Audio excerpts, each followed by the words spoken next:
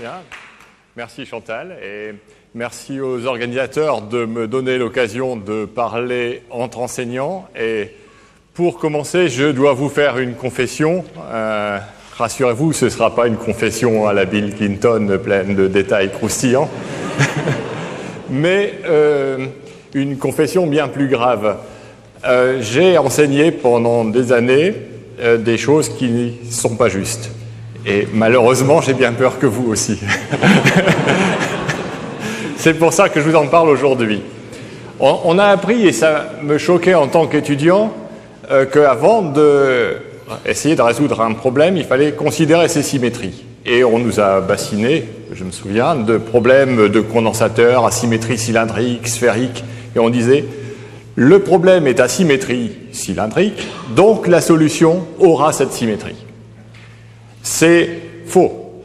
Le départ est vrai. Le problème a la symétrie cylindrique, la solution à la symétrie cylindrique. Ce qui est faux, c'est le donc. Et je vais ramener un matériel pédagogique pour vous montrer que c'est faux. Donc, c'est l'élastica de l'air, une règle métallique que je maintiens en position verticale. Donc, j'ai un problème ici qui a une symétrie par rapport à ce plan vertical. Et je cherche la solution, la position d'équilibre de cette règle. C'est manifestement, si je prends la coordonnée dans cette direction-ci, la coordonnée horizontale, et que je prends mon origine ici, c'est 0, puisque plus x, moins x sont équivalents. Si maintenant, je balade une pince de chimie sur cette règle, et que je laisse assez bas, ceci reste vrai. Aux imperfections de la règle près, mais ça, vous faites l'expérience de cours, vous savez ce que c'est. Ça reste vrai tant que la pince reste assez bas. Si maintenant je mets la pince beaucoup plus haut, c'est complètement faux. J'ai ici une position d'équilibre de mon problème qui n'a pas la symétrie cylindrique. Et il n'y en a pas qu'une, évidemment. C'est encore pire si je le mets de l'autre côté. J'ai une solution du problème et le problème n'a pas la symétrie par rapport à cet axe-là. Donc est faux. Quelle est la clé? La clé de cette énigme, c'est que le raisonnement est correct tant qu'il n'y a qu'une solution, puisque c'est l'ensemble des solutions du problème qui a la symétrie en question. Mais il y a un raccourci au niveau de l'enseignement, puisqu'on est enseignant, on peut en parler. Cette solution-ci a sa symétrique là. Et c'est l'ensemble de ces solutions qui est symétrique. C'est ce qui se passe là, c'est le prototype de ce qui arrive dans les expériences chaotiques, et c'est ce que je vais essayer de vous expliquer plus quantitativement dans la suite.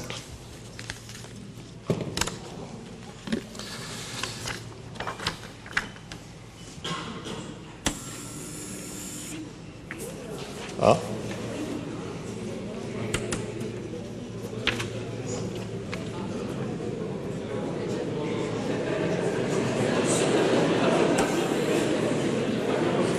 Ah oui. Ok.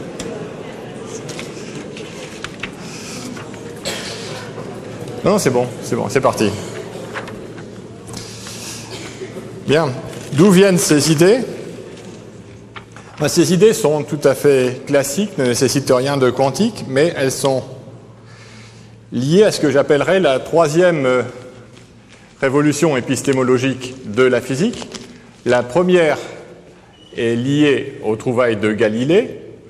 Kepler, Newton, la Terre n'est pas le centre du monde, on explique son mouvement grâce aux lois de la mécanique. La deuxième est quantique et relativiste, et d'un certain point de vue, je considère la découverte de la science du chaos comme une troisième rupture qui met en cause des a priori entre parenthèses philosophiques.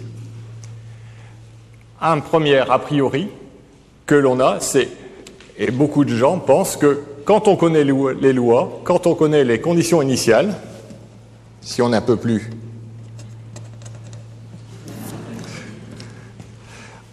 on peut déterminer ce qui se passera à un certain terme.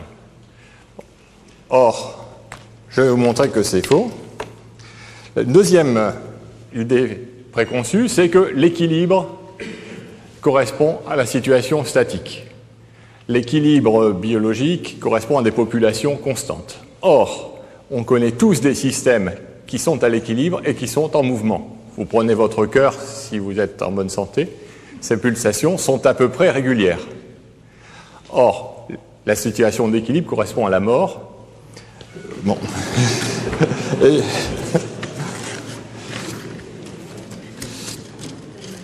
Quel est l'ingrédient essentiel du chaos que l'on découvre déjà un peu dans l'expérience que je vous ai montrée? Cette expérience, l'ingrédient essentiel, c'est la sensibilité aux conditions initiales. J'ai représenté ici, grossièrement, un pays pris au hasard. Et donc, et tout aussi approximatif, la ligne de partage des eaux. Et imaginons une goutte d'eau qui tombe sur cette ligne de partage des eaux. Elle va partir soit vers la Manche, soit vers la Méditerranée. Et si elle tombe juste sur la ligne de partage des eaux, un éternuement de quelqu'un dans cette pièce va passer à travers la porte et bon, va être éventuellement amorti, mais si elle tombe vraiment suffisamment près, suffira à déterminer son évolution. Mais son évolution, non pas... Merci de votre concours à cette expérience. Si El Niño part 2 jours avant, ce sera peut-être grâce à vous. Donc, ceci c'est relativement simple. Imaginons maintenant qu'on arrive à créer des situations où on augmente la longueur de la ligne de partage des eaux. Ah, qu'est-ce qui va se passer? On arrive à une situation où, très vite, il est impossible de prédire où va se diriger la goutte d'eau qu'on a considérée.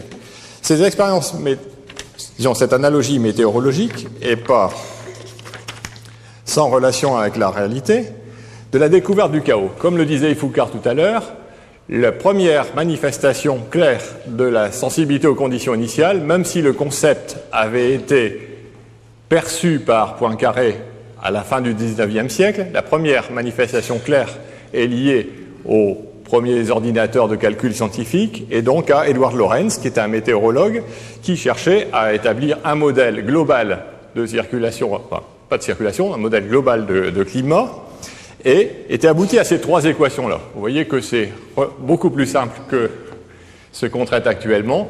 3 équations différentielles liant 3 variables, x, y, z, avec 3 inconnus, et donc des termes tout à fait linéaires et ordinaires, et puis 2 termes qui sont non linéaires. Ça, c'est l'ingrédient clé. S'il n'y a que du linéaire, votre théorie de mathématiques première année vous dit qu'on a des solutions de type exponentielle, amortie ou oscillante. Et Lorenz avait un ordinateur qui était ce qu'on faisait de mieux à l'époque, et il a commencé un calcul qui a donné l'évolution que l'on a là-haut. Et puis, comme tout un chacun, il rentrait le soir chez lui, et le lendemain, il recommençait ses calculs. Il recommençait ses calculs, mais il s'est dit, c'est peut-être idiot de recommencer les calculs avec les mêmes conditions initiales.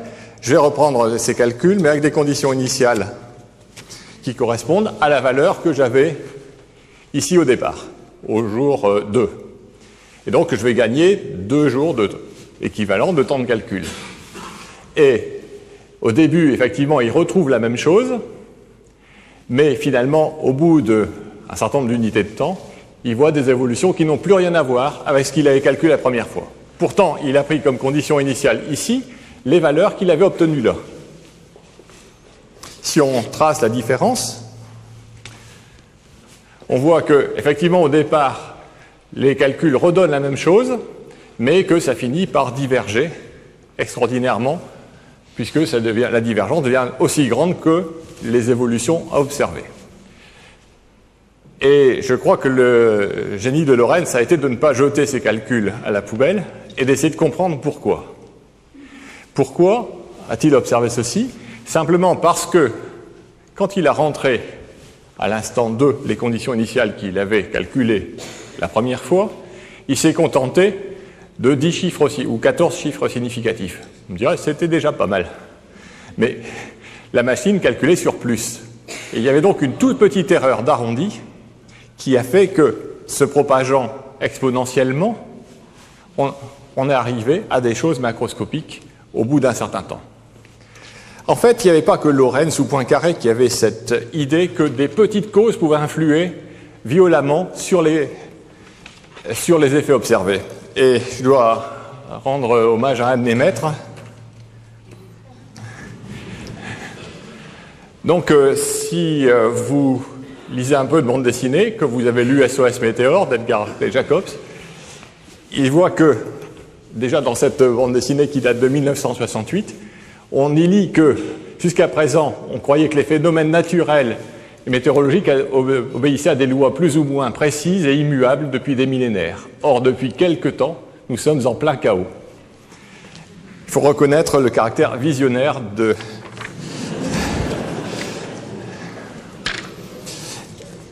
De toute façon, la prévision, et on l'a bien vu dans les simulations présentées par Ifuka, les simulations marchent toujours relativement bien pour prédire ce qui s'est passé. Mais pour reprendre, comme disait Bohr, la prédiction est difficile, surtout celle de l'avenir. Dans le passé, on arrive à bien remodéliser. Alors,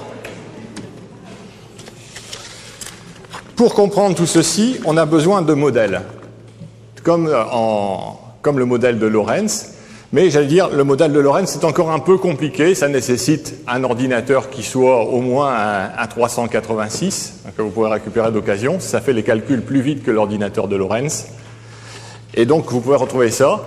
Si vous n'avez qu'une calculette TI-30, ça marche aussi, puisque les calculs que je vais vous présenter marchent très bien dessus. Ils ont été faits par un Américain qui s'appelle Feigenbaum dans sa chambre d'hôtel, avec une petite calculette.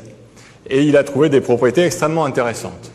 D'où l'idée, le premier message que je voudrais laisser, c'est qu'on peut faire des choses très intéressantes avec des moyens parfois rudimentaires, mais il faut changer complètement la façon de regarder les choses.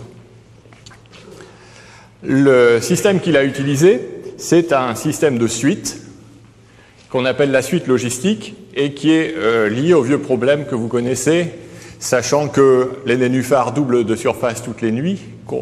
Ils mettent 19 jours pour remplir un étang. Combien de jours mettent-ils pour remplir la moitié d'un étang? Combien de jours mettent-ils pour remplir tout l'étang? Donc ils doublent toutes les nuits. Et donc si on a une croissance illimitée, on a quelque chose du type au jour n plus 1, on a 2 fois ce qu'on avait au jour n. Bon, les gens se sont très vite rendus compte que ça ne marchait pas parce que quand on commence à toucher les bords de l'étang, la croissance doit tendre vers 0. Donc, pour avoir un taux de croissance qui diminue quand x, le pourcentage de l'étang occupé, augmente, et bon, on l'a appelé le taux de croissance, non pas 1 fois 2, mais 1 moins x fois 2. Ça, c'est la croissance malthusienne limitée par des ressources limitées. Limitée par des ressources finies.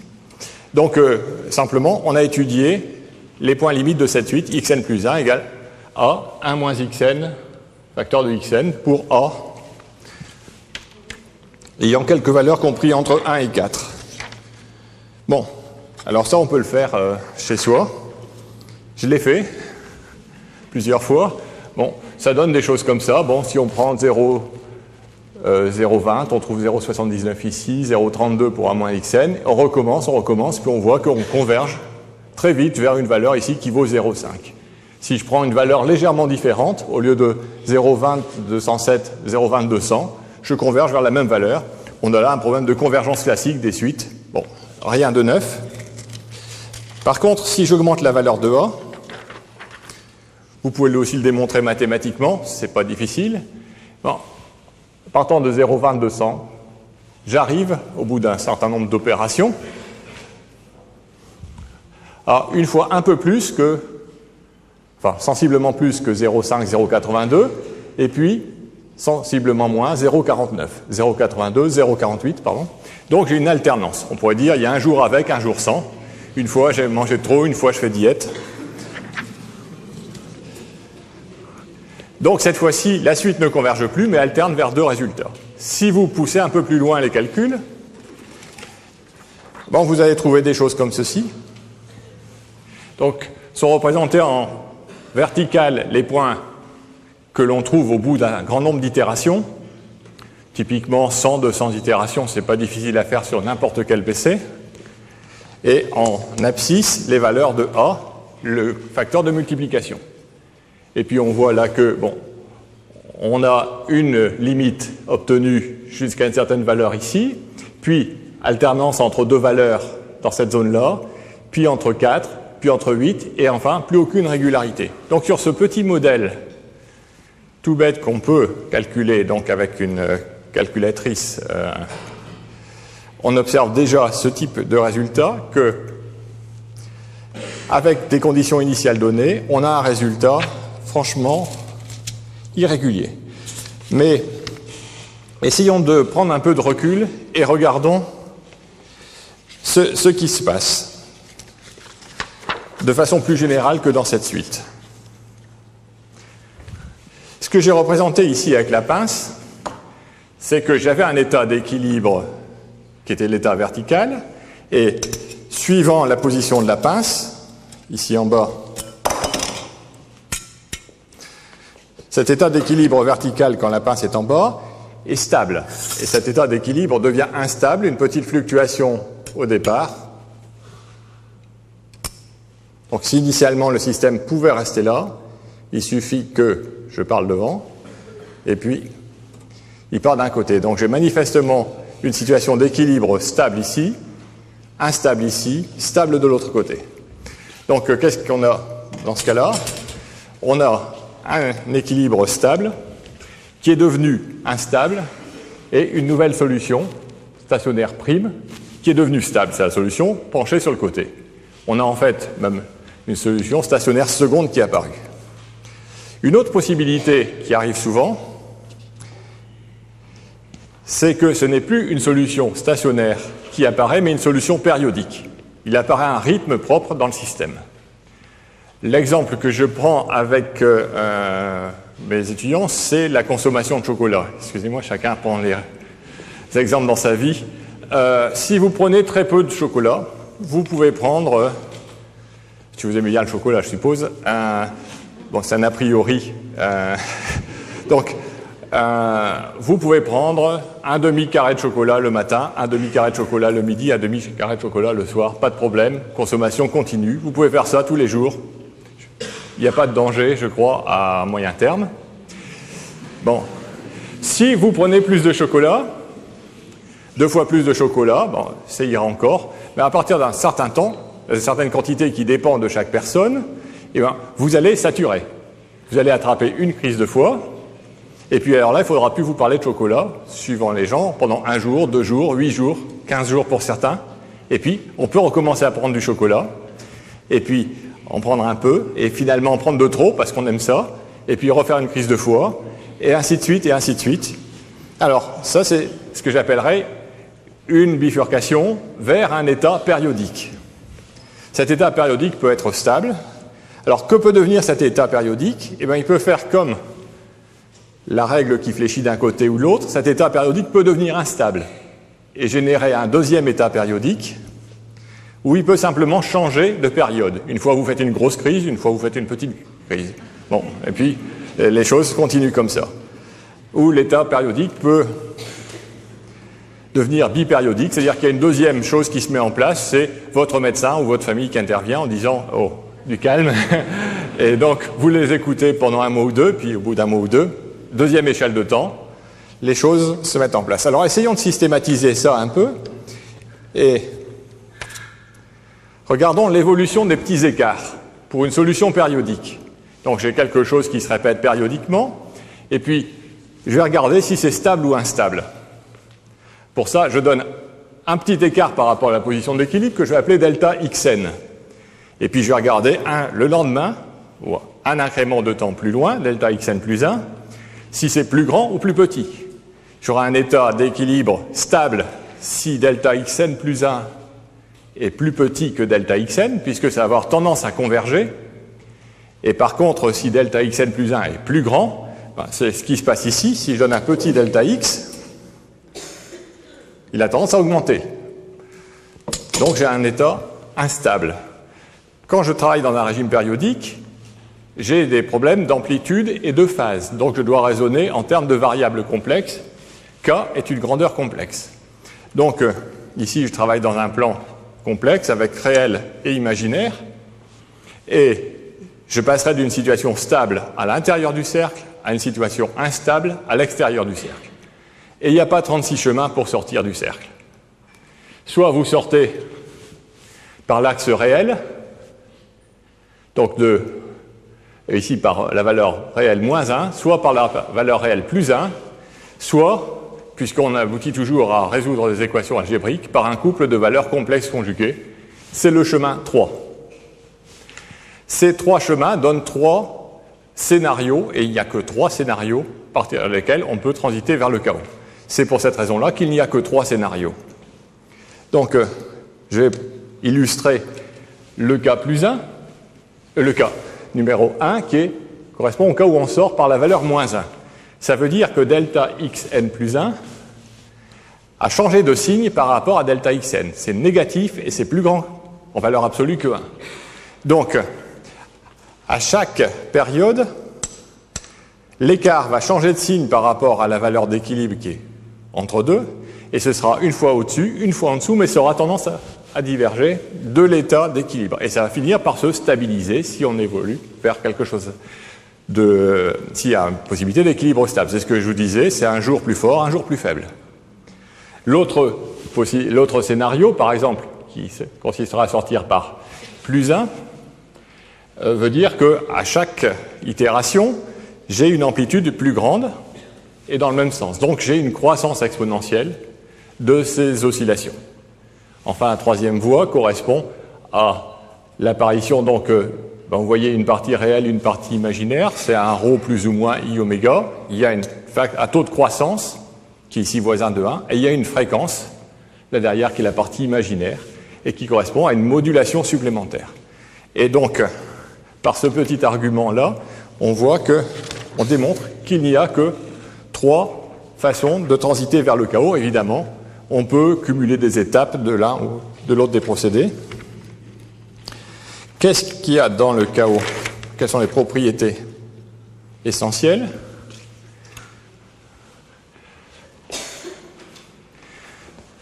Essentiellement, donc, 4 propriétés. Par suite de cette divergence des systèmes, 2 conditions initiales extrêmement voisines finissent par donner des évolutions à long terme ou à moyen terme qui sont différentes.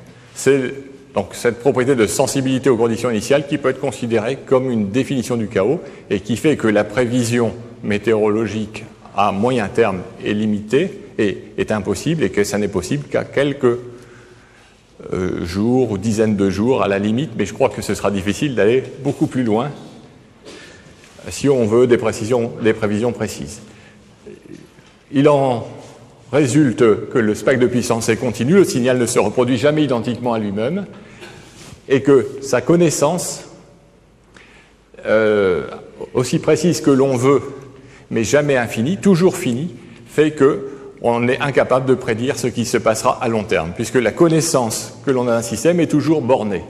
Imaginez tous les atomes de l'univers qui servent à coder un message, on a quelque chose de limité. Comme on travaille sur des sensibilités exponentielles, ceci aboutit à des divergences macroscopiques au bout d'un certain temps. Alors, sans chercher d'exemples, il y a des exemples où on tient compte de la masse d'un électron qui est situé à l'autre bout de l'univers et de son influence sur la collision de 2 molécules dans l'atmosphère, qui montre que cet électron qu'on a négligé là-bas au bout peut avoir une influence sur ce simple processus non linéaire.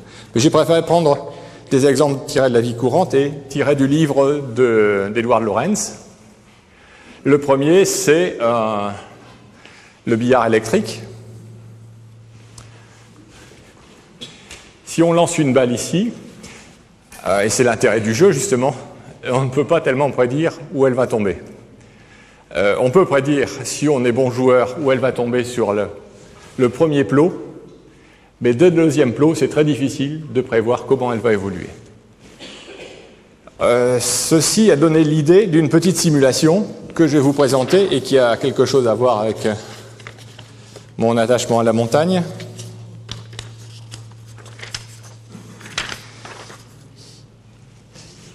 Imaginez un skieur en haut d'une piste de bosse. Le skieur est ici, il y a un champ de bosse qui est symbolisé là, et le skieur essaie de calculer, parce qu'il a beaucoup de neurones en activité, sa trajectoire en disant si je commence mon premier virage comme ça, je vais passer la 8e bosse de cette façon-là. Donc, est-ce qu'il a des chances d'y arriver? La réponse est non. Bon, même s'il a une excellente technique, il est obligé de contrôler entre deux.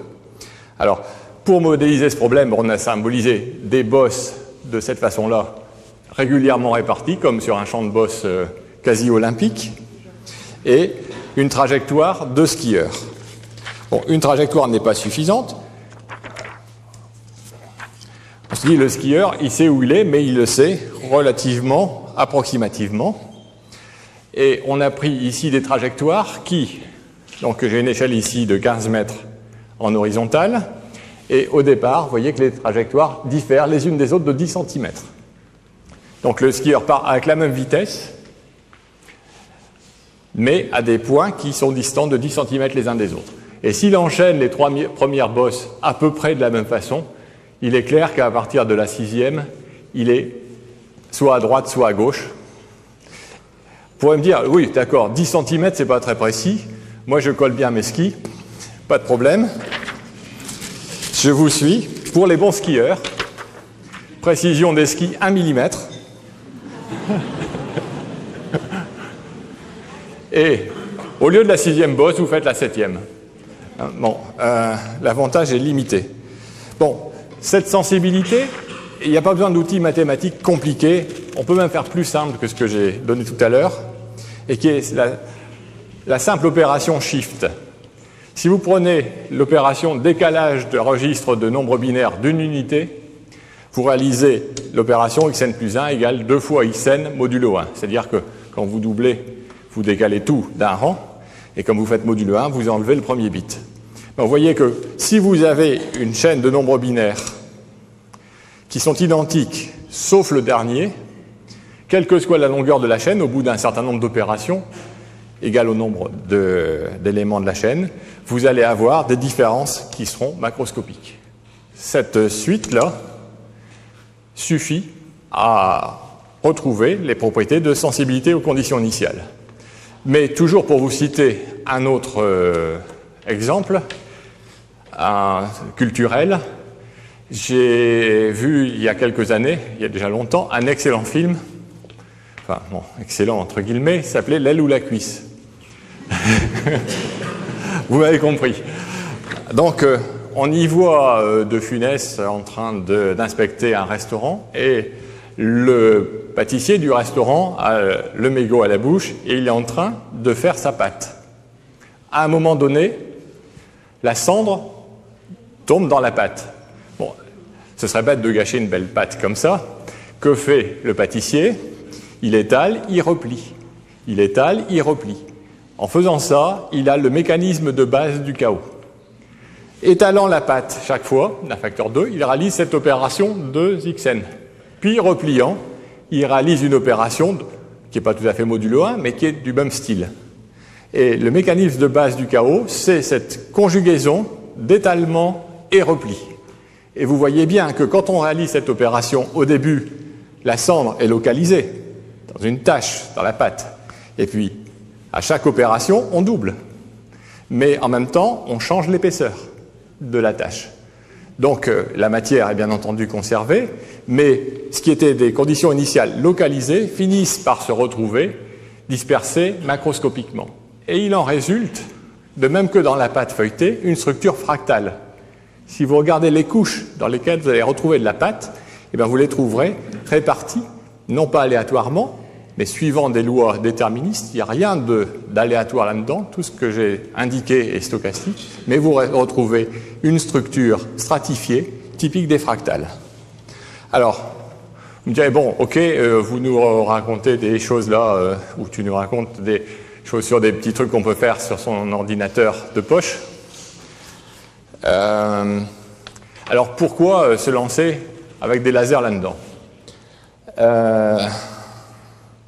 Alors d'abord, je crois que, donc chaos laser, pourquoi? D'abord, pour l'esprit de contradiction, je crois que pour faire de la science, et c'est un peu aussi un rôle d'enseignant, on enseigne souvent, vous et moi, une science qui est figée, finie, un peu pour dire les choses abruptement, la rota c'est ça. Et à un certain niveau, c'est nécessaire de passer par là. À un niveau universitaire, il faut remettre en cause les idées établies et, je crois, enseigner un doute intelligent pour réexaminer des choses qu'on nous avait dites, comme la symétrie tout à l'heure. Donc, l'idée de sous-entendu, c'est que le chaos, c'est le désordre. Et les lasers, c'est l'ordre. Ça fait des horloges extrêmement précises. On a vu tout à l'heure avec l'autre Quantanucci. Avec les atomes froids, on arrive à 10-15 secondes. Et l'expérience de Garching dont il parlait était faite avec des lasers femtosecondes qui sont des références, des nouvelles références avec des précisions du même type. Donc, le chaos est un peu antinomique des lasers. Et moi, j'ai envie de montrer juste le contraire. Que dans le chaos, il y a énormément d'ordre, et dans le laser, il y a beaucoup de désordre. Vous me direz, le risque, c'est d'arriver à une confusion épouvantable, où on ne sait plus qui est qui, mais je vais quand même vous montrer qu'on peut y retrouver ces petits.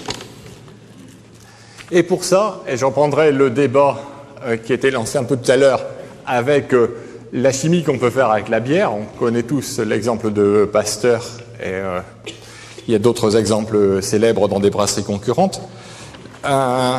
Et en fait, avec des collègues étudiants de Lille, on cherchait ardemment et sans succès à avoir du chaos dans ces lasers en les percutant violemment pour les amener dans des régimes non linéaires. Et comme il faut bien vivre, on effectuait de la recherche sous contrat. On nous avait conseillé à l'époque d'aller voir dans une entreprise qui s'appelle, qui est une filiale du groupe Sagem, des gens qui faisaient des gyromètres laser. Et il s'est trouvé que ces gens avaient des lasers qui se comportaient mal, ils ne marchaient pas bien, et ils donnaient en fait un chaos extrêmement pur. Ce qui fait que si vous regardez dans la littérature la première publication que j'ai publiée là-dessus, le premier auteur est un ingénieur de la Société anonyme de télécommunications. Et donc cette distinction entre physique fondamentale et physique appliquée me semble tout à fait inapplicable dans ce type d'expérience où nous nous sommes, j'allais dire, stimulés réciproquement. Et les expériences dont je vais vous parler concernent uniquement le premier système qui était destiné à faire en fait un petit radar pour hélicoptère. Donc on a un laser dans lequel on a mis un modulateur pour imposer une signature spectrale et on regarde ce qui sort de ce laser. Donc c'est extrêmement simple. On a un système et puis on y applique une petite modulation. Évidemment, en régime linéaire, vous savez ce que ça fait. Si on met une petite modulation, la réponse à la sortie sera petite, sauf si c'est extrêmement résonnant, sera petite, et si la modulation est suffisamment petite, la sortie va suivre l'excitation. C'est effectivement ce qu'on a observé, ce qu'ils observaient à petit signal, mais dès qu'ils essayaient de tirer plus de signal de leur laser, ça donnait cet enchaînement-ci. Donc en vertical, j'ai la réponse de l'intensité du laser pour différentes intensité d'excitation, et si ça répond, donc là c'est modulé sinusoïdalement, une fréquence de l'ordre de 300 kHz, donc grosso modo 3 microsecondes entre chaque pic. Bon, déjà là on voit que, effet classique, quand on commence à surmoduler, on écrase les pics, on a de la distorsion harmonique. Mais franchement, quand on dépasse un certain seuil, on voit qu'il y a un pic qui est nettement supérieur, un pic petit, et puis une phase même où l'intensité devient quasiment nulle. Clairement, on est passé à un régime sous-harmonique. Ici, la réponse, si l'excitation est à 300 kHz, la réponse est à 150 kHz. Et si on regarde plus précisément ce qui se passe au-delà, on voit que cette fois-ci, la périodicité est de là à là, c'est-à-dire qu'il faut 4 périodes de base pour retrouver la même chose, ce pic-ci étant légèrement plus petit que celui-là. À propos, puis c'est une expérience sur les lasers, peut-être que je pourrais essayer d'utiliser ça. Oui. Donc ce pic-ci est légèrement plus grand que celui-là. Puis, si on va encore au-delà, la régularité n'est plus sur cet intervalle-là, mais sur celui-ci. Il faut, cette fois-ci, 8 périodes pour retrouver la même chose, puis on n'a plus aucune régularité. Et si on module encore plus fort, on tombe sur d'autres régimes périodiques. Donc ça, c'est quand même une indication qu'on commence à se rapprocher de quelque chose qui ressemble à du chaos. C'est le scénario de transition. Première indication. Deuxième indication, la sensibilité aux conditions initiales. On place le laser dans des conditions données, on applique la modulation, et puis, donc on voit bien ici, dans ce régime chaotique, on observe d'abord des évolutions qui sont très semblables, et puis au bout d'un temps, qui est ici de l'ordre d'une trentaine de microsecondes, les différentes trajectoires qui au début étaient superposées finissent par donner des évolutions tout à fait différentes. Donc, sensibilité aux conditions initiales. Mais le test qui a vraiment convaincu tout le monde, parce qu'on peut toujours dire oui mais il y a du bruit, des fluctuations, vous n'avez pas vu le bruit ici ou là, c'est que quand on s'est dit ok ça c'est beau, mais c'est pas assez parlant, essayons d'en tirer l'information utile. Ça va aussi dans ce sens-là. L'information utile, ici c'est juste les maxima. On peut aussi travailler sur les minimums. Bon. Mais si on ouvre une porte à chaque maximum ici, on va avoir toujours la même chose. Si on ouvre une porte ici à chaque maximum, si on prend l'information au maximum, on va voir un très grand, un moyen, un très grand, un moyen, un très grand, un moyen. Ici, on va voir 4 pics. Ici, on va voir 8 pics. Et là, on n'aura plus rien de régulier. Donc maintenant, je peux symboliser tout ceci en une seule expérience qui me donne ce résultat-là. Et donc, en horizontal, j'ai l'amplitude de modulation. En vertical, les échantillons pris à chaque période. Et là, on voit qu'on retrouve exactement, jusque dans les détails, le scénario qui a été prévu par Feigenbaum dans sa chambre d'hôtel sur les doublements de période et les courbes que je vous ai présentées là. C'est-à-dire, jusque dans ces détails. Je vais représenter ici d'autres diagrammes de bifurcation. Donc, l'amplitude de modulation est ici, la réponse du laser là. Ici, j'ai une seule réponse, toujours la même. Puis, évidemment, quand je pousse un peu la modulation, ça augmente. Puis, ça bascule entre ces deux-là, puis entre 4. Et les expériences sont suffisamment propres, constituant en quelque sorte un record mondial. On a réussi à avoir jusque des périodes 16. On a ici 2, 4, 8, et on voit là 16, ce qui montre que ces lasers, comme ce sont des engins très propres, permettent de faire du chaos de façon indiscutable.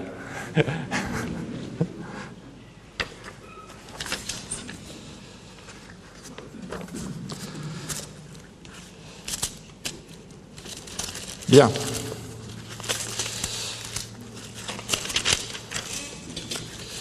Alors, derrière ces idées de chaos, dans le transparent épistémologique que je vous ai donné au départ, il y avait l'apport de Poincaré qui a été définitif là-dedans. L'idée essentielle que nous avons utilisée, c'est d'associer les concepts de dynamique et de géométrie. Donc, à cheval entre la physique et les mathématiques appliquées. On représente l'état d'un système dans un espace avec suffisamment de dimensions. L'état d'un système, pour nous, notre système, c'est le laser. L'état, il est représenté par le champ électrique, la polarisation, l'inversion de population, tout ce qui est nécessaire. Et puis, on a des axes, ici, intensité, polarisation, inversion de population. Si le laser marche en régime continu, j'ai un point ici. Si le laser marche en régime arrêté, j'ai aucune intensité, une inversion de population et pas de polarisation. Si le laser émet des impulsions périodiques, comme ici, Et bon, on revient périodiquement dans les mêmes conditions, et on va décrire une courbe fermée. Si la trajectoire est chaotique, on va décrire un être qui sera un attracteur étrange. Alors,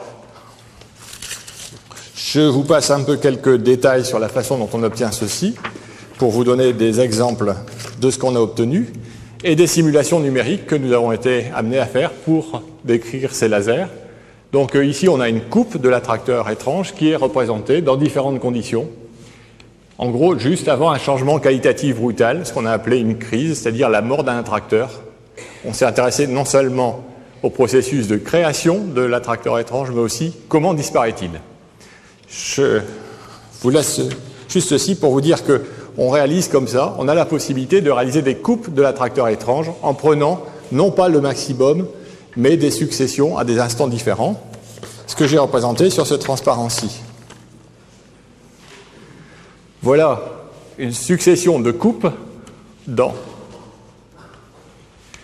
un espace à coordonnées cylindriques phi, donc pour différents plans A, B, C, D, etc., qui tournent autour de l'axe vertical, les différentes coupes de l'attracteur étrange tirées de nos expériences.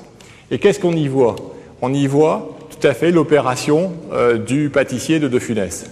C'est-à-dire que l'attracteur qui est ici s'étire dans cette phase-là, il s'allonge ici, et dans cette dernière phase ici, il se replie en deux.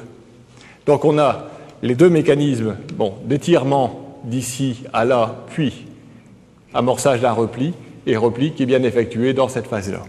Donc on a pu montrer comment le chaos se construisait dans ce laser en faisant des coupes précises.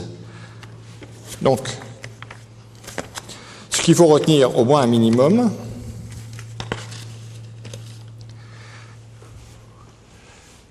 c'est que avant cet avènement de la science du chaos, on pensait que déterministe entraînait des comportements réguliers et que les choses étaient prédictibles.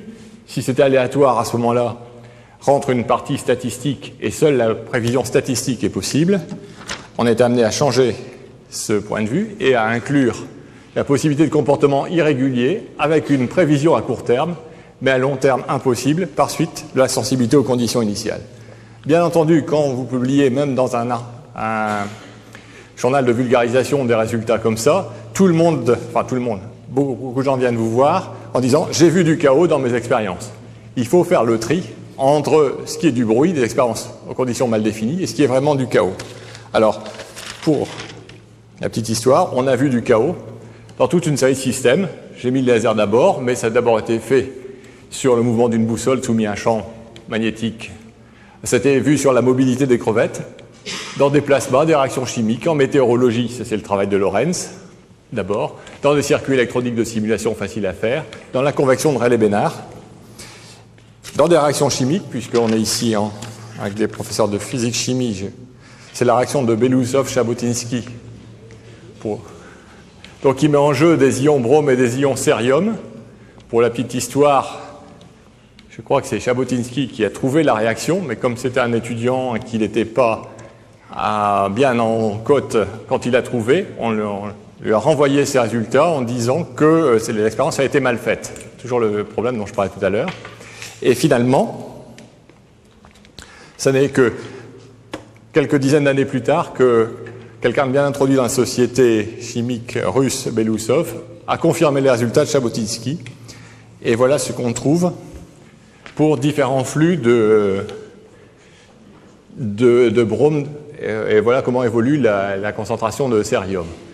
On est ici dans un régime périodique, et puis on voit bien là la déstabilisation du régime périodique qui aboutit à une explosion ici et une réinjection dans la condition initiale. Ce régime périodique est instable, il croît exponentiellement et explose ici. Et quand on s'écarte encore plus de l'équilibre, la croissance est plus rapide. La convection de Rayleigh-Bénard, vous savez ce que c'est? C'est une plaque, une casserole d'eau.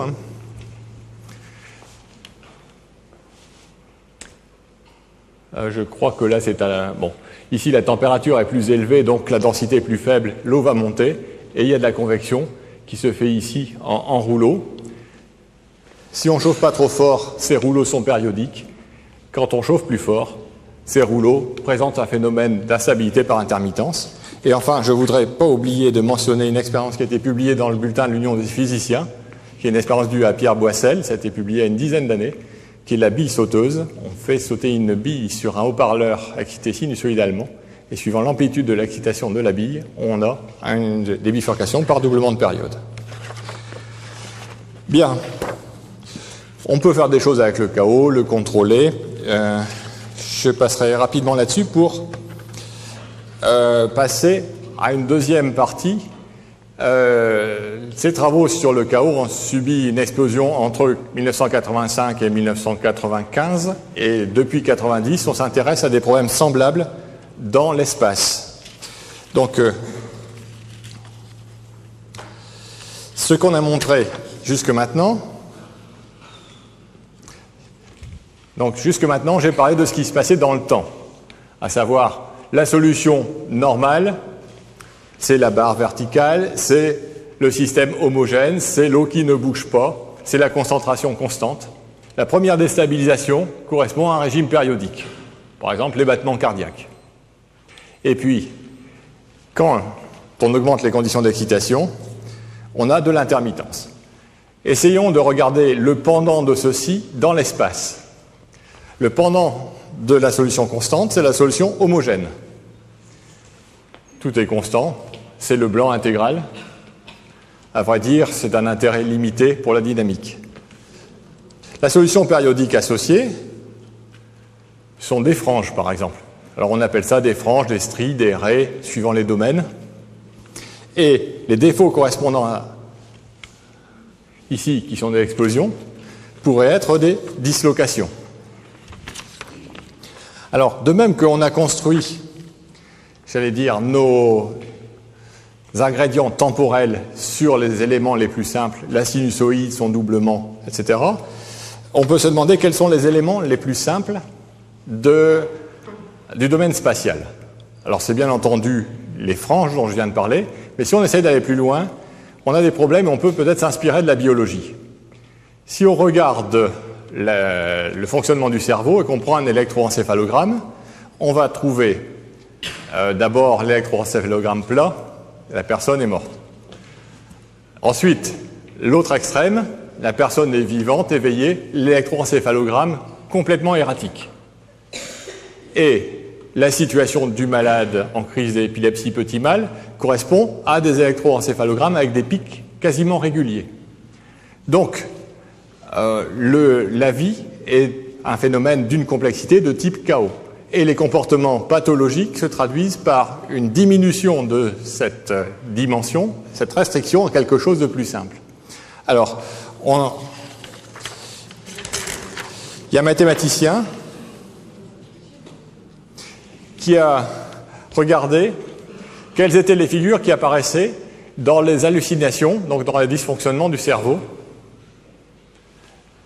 pour les gens qui avaient des hallucinations visuelles. Et ils observent un certain nombre de figures géométriques, bien entendu des stries dans deux sens, mais aussi des hexagones, des figures en cible, comme celle-ci ou celle-là, et puis des spirales. Bon, plus cette forme-là de ventilateur. Donc, qu'en est-il dans les expériences ? On s'attend à trouver des ingrédients du même style, puisque ça, c'est en gros ce qui se passe lorsque on a réduit la dimension. Alors, on a fait une petite expérience simple, toute simple, c'est-à-dire qu'on a pris ici une couche de cristal liquide qu'on a ancrée entre deux lamelles de microscope et on a envoyé un faisceau laser puissant dessus. Le champ du faisceau laser va changer l'orientation des molécules de cristal liquide, va les désorienter, et donc ça va faire une modification d'indice. On met un miroir devant qui renvoie la lumière. Donc la lumière est modifiée par son premier passage, et cette lumière diffractée et renvoyée remodifie le cristal liquide. Donc c'est juste un système de boucle de réaction, comme celle dont a parlé Foucault tout à l'heure, avec modification et réaction sur le système lui-même, cette fois-ci dans un système spatio-temporel. Et puis on regarde derrière avec une caméra de télévision ordinaire ce qui se passe. Si on a envie de simplifier notre problème au maximum, on va diminuer la dimension spatiale au minimum, c'est-à-dire juste un axe. Donc au lieu d'envoyer un faisceau laser rond, on va envoyer un faisceau laser sous forme de pinceau. Et qu'est-ce qu'on voit à ce moment-là? On voit, alors ici, expérience et simulation.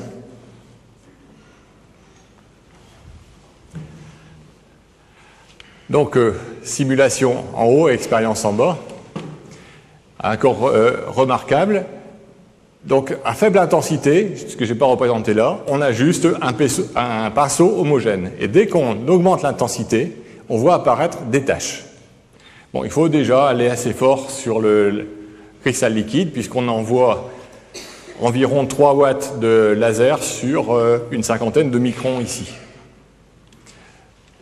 Donc l'ensemble est bien sûr imagé pour avoir des images raisonnables. Et donc quand on passe d'environ 10% au-dessus du seuil, on voit apparaître des dislocations régulières. Et lorsque on est environ... Alors ça c'est avec le miroir imagé d'un côté, et ça c'est avec le miroir imagé de l'autre côté. Parce qu'il y a des petites astuces optiques pour créer ou supprimer les dislocations. On a trouvé une petite astuce toute simple que je vous livre parce que c'est publié maintenant, donc je suis sûr qu'il n'y a pas de problème. C'est, au lieu de faire cette expérience comme ça, on met un système avec 2 lentilles ici, 2 lentilles qui sont en position 4F, donc F, 2F, F, et l'image du miroir se retrouve soit devant, soit derrière la couche de cristal liquide. Et de cette façon-là, on arrive à avoir une situation correspondant au miroir qui serait devant la couche de cristal liquide. Situation équivalente. On peut jouer avec ça et tourner le miroir un tout petit peu. À ce moment-là, on a des stries qui partent dans le sens où on a tourné le miroir. Si on passe maintenant en 2D, qu'est-ce qu'on va voir? Donc cette fois-ci, je n'excite plus avec un pinceau, mais avec une tache. Et cette tache se structure en des choses qui ressemblent d'assez près à des hexagones. Ce n'est pas tout à fait hexagonal. Si maintenant je réalise d'autres expériences, cette fois-ci sur un autre matériau, on réalise assez facilement des dislocations, comme ce qu'on voit ici, puisque d'un côté on voit arriver 2 franges et sortir de l'autre 3 franges de la tache encerclée en bleu. Alors vous me direz, les dislocations, c'est vraiment quelque chose qu'il y a partout dans la nature. J'avais pris 3 exemples ici. À gauche, c'est dans le cortex visuel du macaque. Là, ce sont des rayures de zèbre, et là, ce sont des empreintes digitales qui sont toutes dans ce problème d'apparition de formes de type strie avec des défauts. Je présente 2 exemples de la nature d'ici et d'ailleurs. Donc ici, on est sur le cap Blanc-Nez, et on regarde la plage. Et puis si on voit ici les alternances de sable sec et de sable mouillé, on voit à cet endroit-là une fourche liée à une dislocation qui est de la même nature que la fourche qu'on a ici. On a réussi à modéliser ceci et montrer que ça n'était pas dû à la non-linéarité comme on a d'abord cru, mais lié en fait à la dimension finie du système qui impose des conditions initiales à bord nul. Donc là, on est un peu technique. Évidemment, l'histoire des zèbres vous a fait penser tout de suite, je le vois, la question « Pourquoi le tigre a-t-il des stries ou des raies et le léopard des taches ?» Et donc, des mathématiciens impliqués, donc ça s'est pris d'un livre de biologie mathématique, ont résolu des équations de réaction-diffusion, donc c'est des dérivées dans le temps, ici c'est un terme de Laplacien, et là c'est des fonctions relativement simples, algébriques, de 2 variables u et v, avec des conditions au bord, puisque je disais que les conditions au bord avaient un rôle important, qui sont différentes, et des coefficients de diffusion qui varient très peu, comme on peut se dire, ça varie très peu, entre le tigre et le léopard ou les panthères. Et on arrive ainsi à passer d'un régime de type vache à un régime de type léopard. Bon, C'est tout à fait sérieux et bien argumenté du point de vue mathématique et traité correctement au niveau de la simulation numérique. En fait, dans les expériences, il n'y a pas que des stries. Et je reviens aux réactions chimiques de Belousov-Jabotinsky.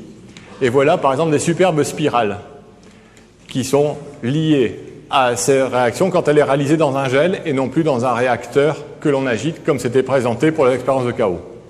Donc, dans les expériences de chaos, ils avaient mis un agitateur dans leur réacteur chimique et du coup, on prenait des valeurs moyennes.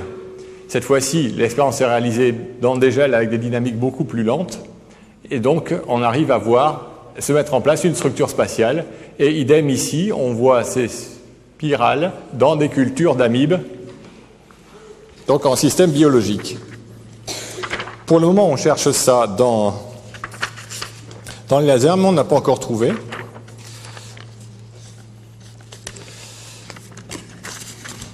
Bon, on pense que des problèmes d'apparition de formes dans la nature sont liés à ces choses-là et que l'apparition des fractales couplées aux structures géométriques et temporelles peut justifier l'apparition de ces formes. Je ne résiste pas au plaisir de vous montrer les brocolis fractaux ou fractales. Donc on peut facilement construire un brocoli suivant le même type que l'échelle de doublement de période.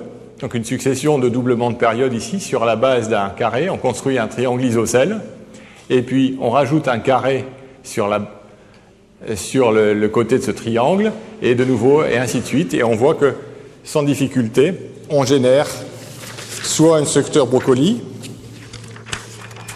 soit des structures fougères,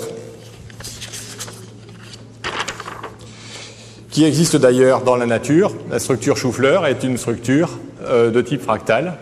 Je vais représenter ici des photos d'un chou-fleur à différentes échelles. Quand on prend une fleur de chou-fleur et qu'on l'isole, on trouve quelque chose qui ressemble fort au chou-fleur entier.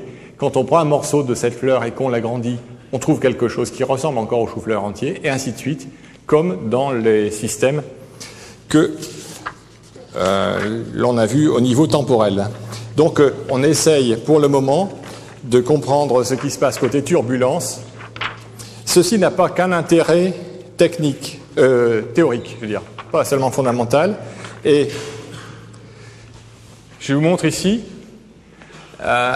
une photo qui coûte 250 000 francs français et qui est la photo d'un grand disque de 50 cm d'amplificateur du laser Phébus. Le laser Phébus, c'est cette installation militaire qui était destinée à simuler les conditions thermonucléaires par fusion inertielle, tir laser sur cible. Et ce qui se passe, c'est que quand on envoie un grand faisceau dans cet amplificateur, ce faisceau se structure spontanément. Et si on regarde comment il se structure, on voit que la base est hexagonale et qu'il y a une structure de type défaut. Si on arrive à comprendre et à endiguer ce phénomène-là, on gagne 250 000 francs par disque laser qui n'est pas détruit, parce qu'évidemment, dès qu'il y a filamentation, ça veut dire qu'il y a concentration d'énergie au-delà de ce qui était prévu à certains endroits, et ça finit par exploser. Donc,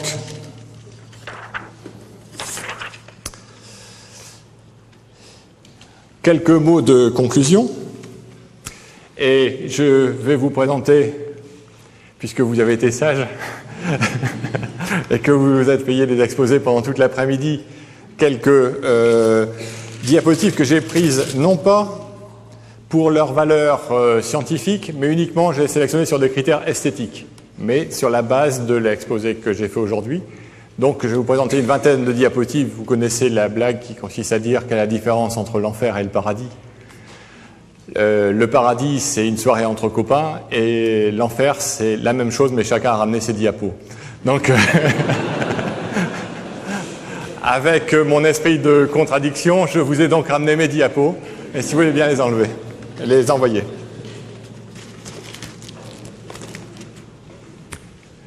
Donc là, il y a un petit problème de focalisation, c'est un diagramme de bifurcation, c'est juste pour la mise au point. Donc voilà, non, c'était meilleur avant. Voilà, ça c'est bon. Donc on voit, bon, ici une photo d'oscilloscope qui montre que ça n'a pas été truandé ni amélioré. Il n'y a pas besoin de traitement post par ordinateur. On voit période 1, période 2, période 4, régime chaotique, explosion du chaos vers un autre attracteur, chaos, puis de nouveau régime périodique ici. On peut passer à la diapo suivante. Donc ça, c'est un mode de laser en fausse couleur. Diapo suivante. Ça, c'est ce qu'on a observé ici avec une structure ordonnée à l'extérieur et une autre structure ordonnée à l'intérieur. Suivant. Donc ici, structure ordonnée, rien du tout au centre. Diapo suivante. Donc cette fois-ci, structure ordonnée, très ordonnée à l'extérieur, donc imposée par les conditions limites, et au centre, une structure désordonnée qui commence à apparaître. Autre diapo. Donc ici, le désordre est beaucoup plus violent qu'avant. Cette fois-ci, on est en couleur naturelle. Voilà le faisceau laser complètement explosé d'un laser en situation instable. Cette fois-ci, on n'est plus du tout dans des conditions de stabilité imposées par des conditions aux limites stringentes comme précédemment. On peut passer à la suivante. Alors, donc ici, première phase d'apparition des hexagones qui coexistent avec des stries. Diapo suivante. Les hexagones gagnent et la zone de stries a disparu. Diapo suivante. Donc ici, une spirale développée avec 3 composants. Mais donc ça, c'est pour vous donner l'état final auquel on aboutit. Les diapos suivantes, pardon. Voilà, c'est l'étape initiale de la formation qui fait penser à certains aspects de peinture moderne. Donc une spirale en début de formation. Diapo suivante, elle, donc interaction de différentes spirales entre elles et leur regroupement. Diapo suivante, donc d'autres façons d'interagir des spirales et interaction avec d'autres formes à l'extérieur. Oui, encore, suivant. Donc ici, d'autres structures type charcuterie.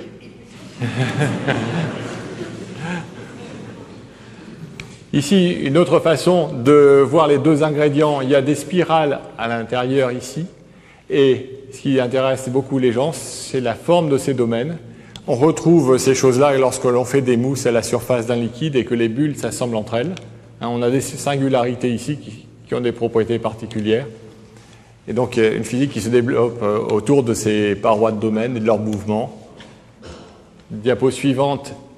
Donc, le même type de choses, mais vu sur la variable, cette fois-ci, phase au lieu de la variable amplitude, comme j'ai présenté avant. Ça, c'est moins joli. La suivante, s'il vous plaît. Donc, ici, c'est un test de Rorschach. Si vous voyez ce que vous voulez, on peut la regarder dans ce sens-là, on peut la regarder dans l'autre sens, ça marche aussi. Donc ça c'est aussi. Bon. Donc c'est toujours la réaction de 3 composants chimiques avec des réactions de diffusion. Et je crois que c'est terminé. Il y a peut-être encore une photo après. Oui, il y a des abstraites. Donc un peu, cette fois-ci, plus sortir du champ psychologique pour aller vers Manessier, des représentations plus expressionnistes comme ceci, ou plus colorées. Donc encore là, les spirales n'arrivent pas à se développer, sont limitées par les parois de domaine. Et enfin, une dernière rang. Oui. Donc cette fois-ci, on ne voit plus que les parois de domaine et plus du tout de spirale. Je crois que c'est terminé. Oui. Merci.